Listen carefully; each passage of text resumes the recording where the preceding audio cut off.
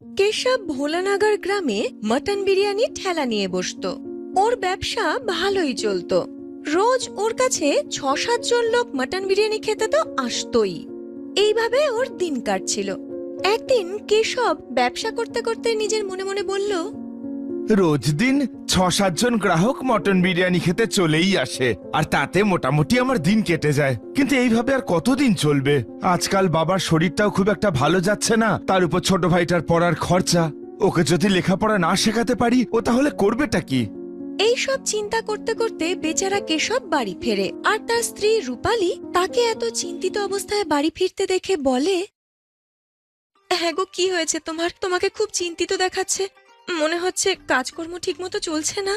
কি যে আর বলবো তোমাকে, রোজ ৬-৭ জন গ্রাহক বিরিয়ানি খেতে আসে বটে, কিন্তু তার থেকে আমার যা মুনাফা হয় তাতে তো বাবার ওষুধ কিনতে আর বাড়ির সংসার খরচেই চলে যায় গো। ছোট ভাইটার পড়ার খরচ আমি তুলবো কি করে জানি না। তখন সেখানে কেশবের ছোট ভাই সুধীর আসে আর বলে, দাদা, তুমি আমার জন্য এত চিন্তা করো না গো, আমার পড়ার খরচ ঠিক উঠে যাবে। আমি তো এটাও ভাবছি যে তোমাকে সাহায্য করার জন্য আমি বিরিয়ানি ডেলিভারির দায়িত্বটা নিয়ে নেব। আরে এত কিছু তো আমি শুধু তোর জন্যই করছি নাকি? আমি চাই না যে তোর পড়াশোনা মাঝপথে বন্ধ হোক, কারণ এই কথাটা আমার মাথায় আছে যে কিছুদিনের মধ্যেই তোকে শহরে গিয়ে কলেজে অ্যাডমিশন নিতে হবে। একবার তুই কলেজে ভর্তি হয়ে গেলে আমাদের জীবনটা একেবারে বদলে যাবে।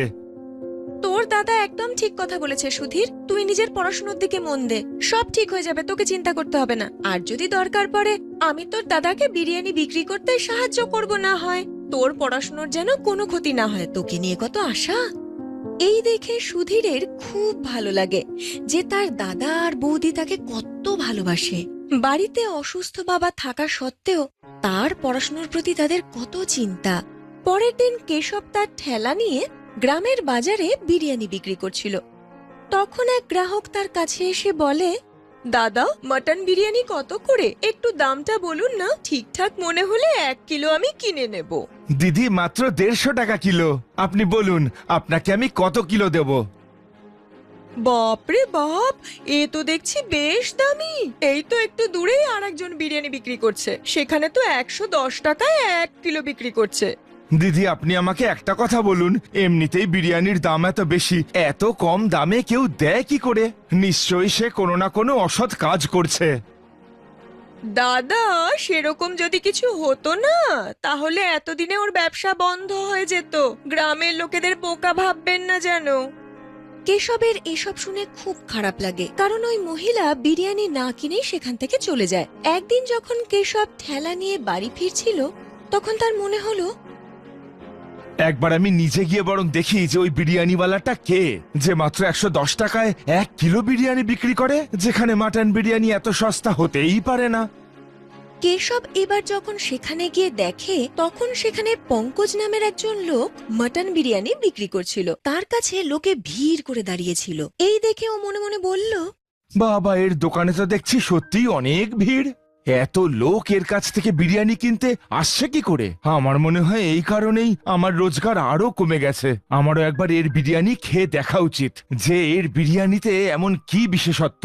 কেশব যেই ওর কাছে যায়, পঙ্কজ ওকে 1 প্লেট বিরিয়ানি দিয়ে দেয়। যেই ও খানিকটা বিরিয়ানি খায়, তখন নিজের মনে মনে বলে, এই মাটন বিরিয়ানিটা তো একদম ভালো নয়, এর মধ্যে তো ভেজাল আছে। কিন্তু আমি এই কথাটা যদি সবাইকে জানিয়ে দেই, তাহলে এখানে কেউ আমার কথা কখনো বিশ্বাস করবে না।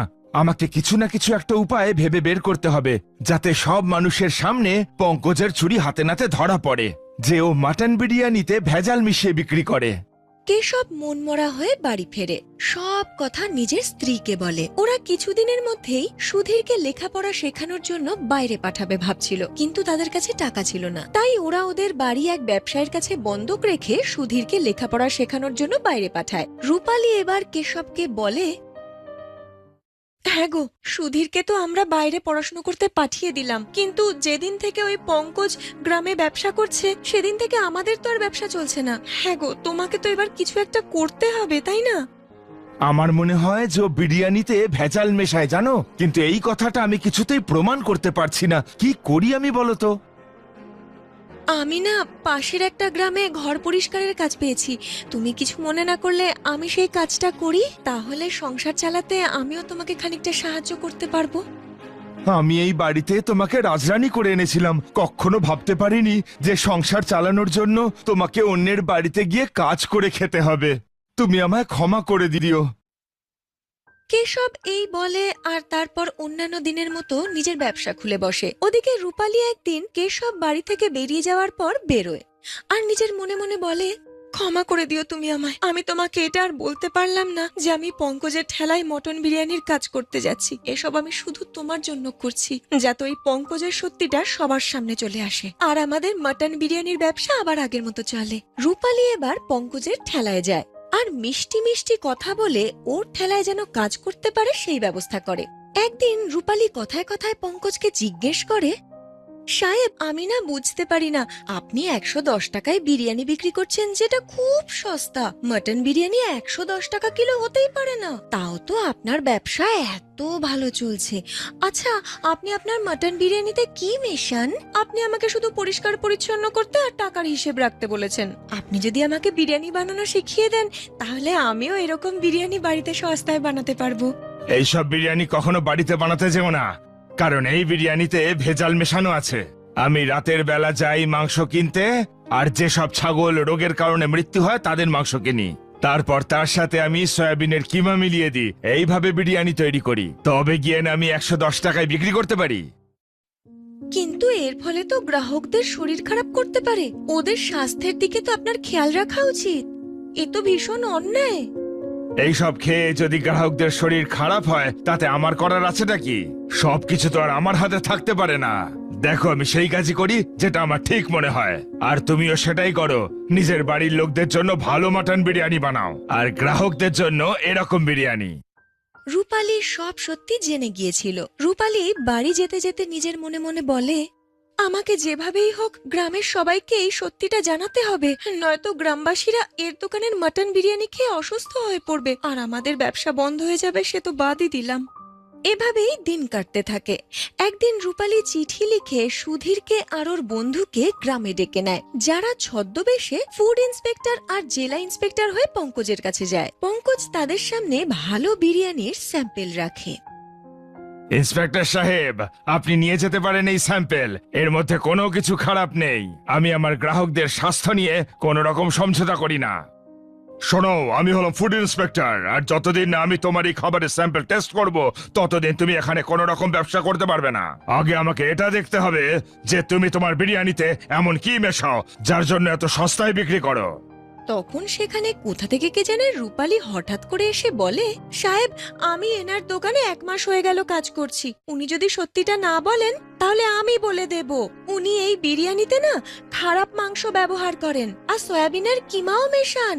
শুধু তাই নয়, সমস্ত মশলা না সস্তা কোয়ালিটির ব্যবহার করেন। এই নিন এর আসল স্যাম্পল, আপনি এর বয়ান লিখুন আর একে অ্যারেস্ট করুন। আরে, এই সব তুই কি বলছিস? আমার টাকাতে সংসার চালিয়ে আমারই তুই এত বড় সর্বনাশ করলি? দূর হয়েছে এখান থেকে, আমি তোকে মেরে ফেলবো আর যদি একটাও কথা বলিস। দেখুন পঙ্কজ বাবু, আপনি যদি সত্যি কথা বলেন তাহলে আমরা সামান্য টাকা ঘুষ নিয়ে আপনাকে ছেড়ে দিতে পারি, এরপর আপনার ইচ্ছে। পঙ্কজের মনে হয় যে সুধীর যে মিথ্যে পুলিশ সেজে এসেছিল সেও ফুড ইন্সপেক্টরের মতো আসল, আর সে ঘুষ নিয়ে পঙ্কজকে ছেড়ে দিতে পারে। তাই পঙ্কজ ওদেরকে ঘুষ দিতে যায়। তখন ওদের কয়েকজন বন্ধু যারা লুকিয়েছিল ভিডিও করে নেয় এসব, আর সেটা ভাইরাল করে দেয়। তখন আসল পুলিশ এসে পঙ্কজকে অ্যারেস্ট করে নেয়। আমি এই লোকগুলোকে পাঠিয়েছিলাম আপনার বিরুদ্ধে প্রমাণ জোগাড় করতে, কারণ গ্রামের প্রচুর লোক আপনার এখানে বিরিয়ানি খেতে আসে। এই লোকগুলো নাটক করে আপনার থেকে প্রমাণ সংগ্রহ করলো, কিন্তু আমি সত্যিই খুব আনন্দিত যে আপনার মতন একজন অসৎ ব্যবসায়ী ধরা পড়েছে। পঙ্কজ বাবু, এবার আপনি জেলে বসে জেলের বন্দীদের জন্য মনের সুখে বিরিয়ানি বানান। আমাকে ফাঁসানো হয়েছে, আমার কোনো দোষ ছিল না। আমি ভেবেছিলাম অল্প একটু ঘুষ দিয়ে ব্যাপারটা মিটিয়ে নেব। সব মামলা ঘুষ দিয়ে মেটানো যায় না। যেখানে সাধারণ মানুষের শরীর স্বাস্থ্য জড়িত, সেখানে সরকার কোনো রকম আপোষ করে না। আপনাকে গ্রেফতার করা হলো, আর আজকের পর থেকে এই গ্রামে আপনি কোনোদিন বিরিয়ানির ব্যবসা করতে পারবেন না। পুলিশ এইভাবে পঙ্কজকে অ্যারেস্ট করে নিয়ে যায়। ধীরে ধীরে এই কথা কেশব জানতে পারে। সে রূপালী আর সুধীরকে ধন্যবাদ জানায়। সত্যি বলছি, তোমাকে আর সুধীরকে অনেক অনেক ধন্যবাদ। আমি কোনো দিনও ভাবতে পারিনি যে তোমাদের দুজনের জন্য আমার ব্যবসা আবার রমরমিয়ে চলবে, আমার জীবনটা আবার সুন্দর হয়ে উঠবে।